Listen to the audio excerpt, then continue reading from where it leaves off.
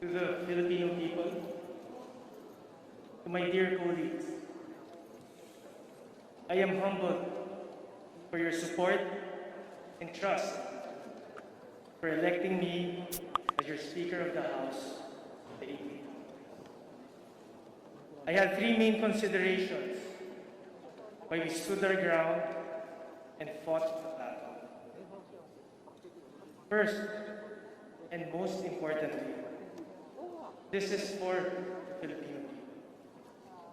The present leadership has been accused of putting political expediency above public service.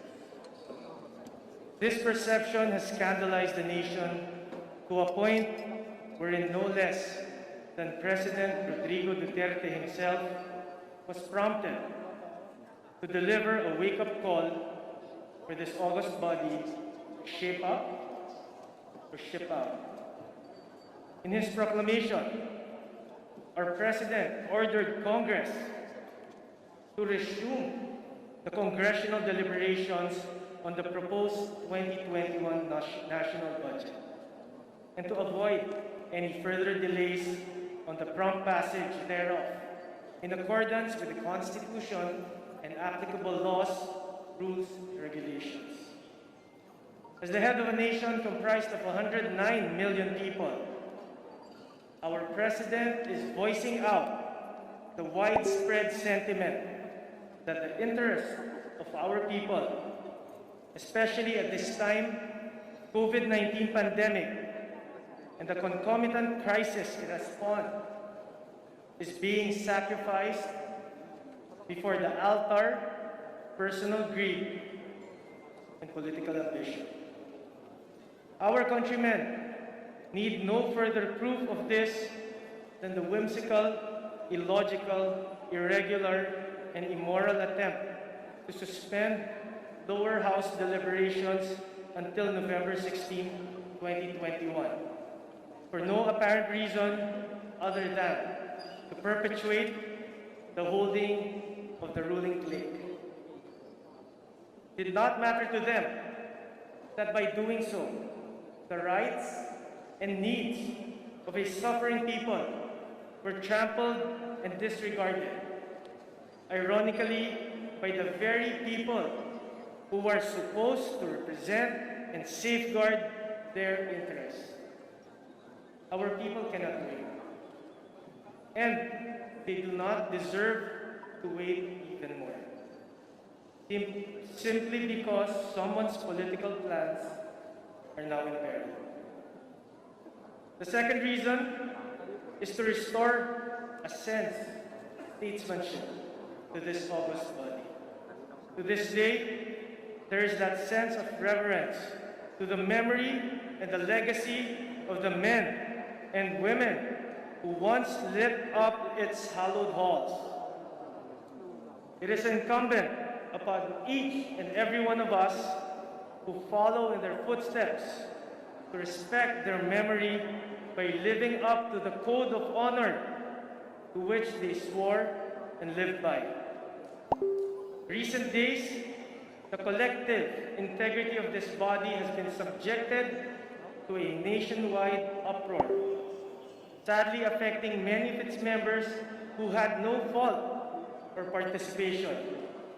The proceedings and conducts the present leadership is such that the 18th Congress has become an object of derision and contempt by a people disillusioned with the workings of ambitious politicians. For sure, any level of redemption will require the collective commitment of every member of this august body. However, such a resolve has to start at the top, and it is to this end that this humble representation has committed to uphold and work for. Lastly, the third reason is for that time-honored and yet increasingly challenged virtue called word of honor. When President Rodrigo Duterte brokered a term-sharing agreement last year, there were no conditions or collectilia attached to it. The gentleman's agreement for two parties to serve alternately was sealed by a handshake, witnessed by the President himself. This was a bond of honor, stronger than any written contract.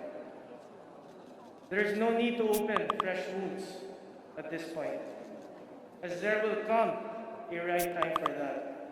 However, there is no denying that all this unnecessary turmoil we are currently experiencing resulted from the abject refusal to honor that agreement. There is no other way to look at it. In the increasingly futile machinations to reject that covenant, there is one principle that was ignored in silence: the virtue we call word of honor. While we quote verses from the Holy Book and mesmerize with elegant passages from Scripture, the blatant irony is that the good book itself is a testament to God, honoring a promise to mankind and honoring His people. This humble representation apologizes to Mayor President Rodrigo Roa Duterte, the undisputed leader of this nation, who now stands assailed by the perceived rejection by this august body, not only of the agreement which he personally established, but this very person upon which that agreement was anchored. A rejection of the agreement is a rejection of palabra de honor, and likewise a rejection of Mayor President Rodrigo Roa Duterte himself. This agreement is honored in the breach. What future agreement will not be subjected to doubt and disbelief owing to our failure to honor it? Let us show our countrymen that loyalty and fidelity to the promises we make are not mere conveniences for us. Let us be good examples of palabra de honor and demonstrate that our word is our bond. There comes a time in life that marks the destiny of an individual. This is one such time for this humble representation. There is a choice between simply coasting along the shoreline within one's comfort zone and launching into the deep to face uncertainty and dangers. Very often, the latter represents the fulfillment of a higher calling. For me, these verses from American poet Robert Frost sum up the sense of triumph that awaits one who chooses the road not taken.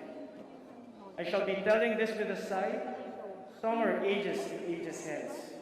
Two roads diverge in the wood, and I took the one less traveled. And that has made all the difference.